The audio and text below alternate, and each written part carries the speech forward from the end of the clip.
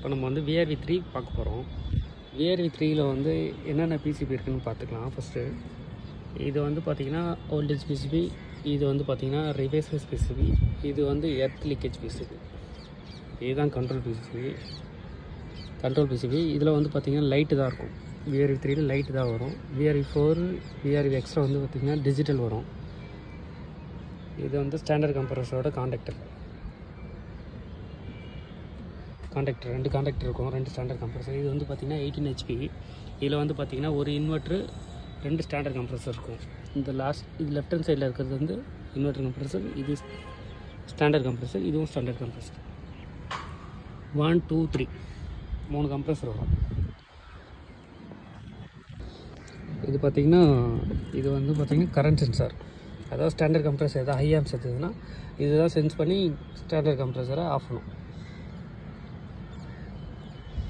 உள்ளே இருக்கிறது inverter PCB, இது கீழே இருக்கிறது வந்து ஃபேன் பிசிபி.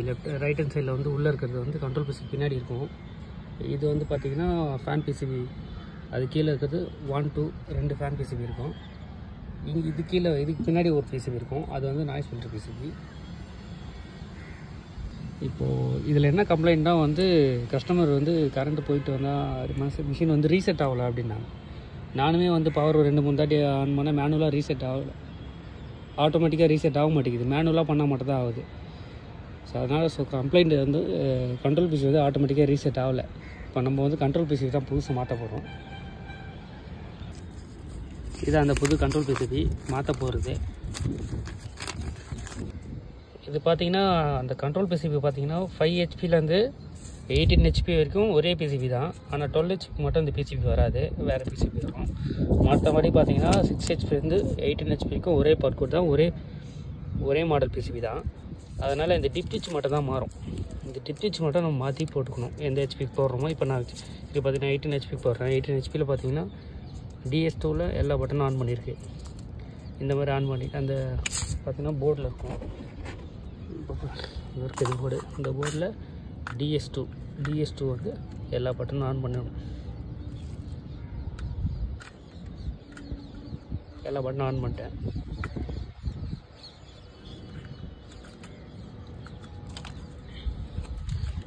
இதுதான் 18 HP போர்டு. இதை தான் நம்ம அதை புதுசாக இன்ஸ்டால் பண்ண போகிறோம். ஏன்னா கொஞ்சம் ஸ்க்ரீன்ஷாட் எடுத்து வச்சுக்கோங்க, யூஸ்ஃபுல்லாக இருக்கும் உங்களுக்கு எல்லாருக்கும். ஓகே, பழைய பிசிபி ரிமூவ் பண்ண போகிறோம் நம்ம இப்போது.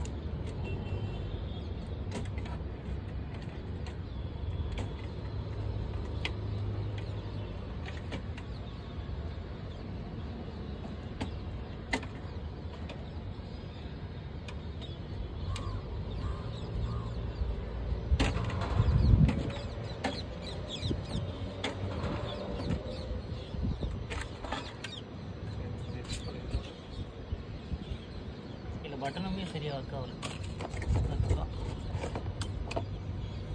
புது போட்டு போட்டோம்.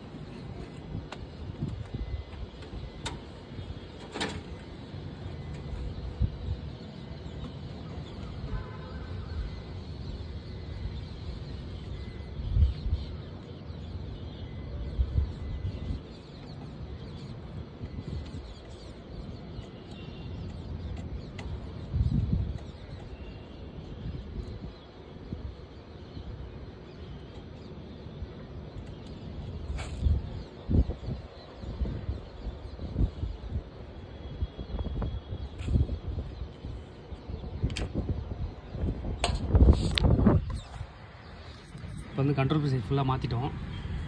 இப்போ ஜஸ்ட்டு பவர் ஆன் பண்ண போகிறப்போ வந்து பவர் ஆன் பண்ணிப்போம். ஆன் பண்ண புது பிசிபி மாட்டினோடனே எப்பயுமே வந்து உங்களுக்கு வந்து டெஸ்ட் ஆப்ரேஷன் கேட்கும். ரீசெட் ஆனோடனே டெஸ்ட் ஆப்ரேஷன் போட்டுட்டு அதுக்கப்புறம் நீங்கள் நார்மலாக ரன் பண்ணிக்கலாம்.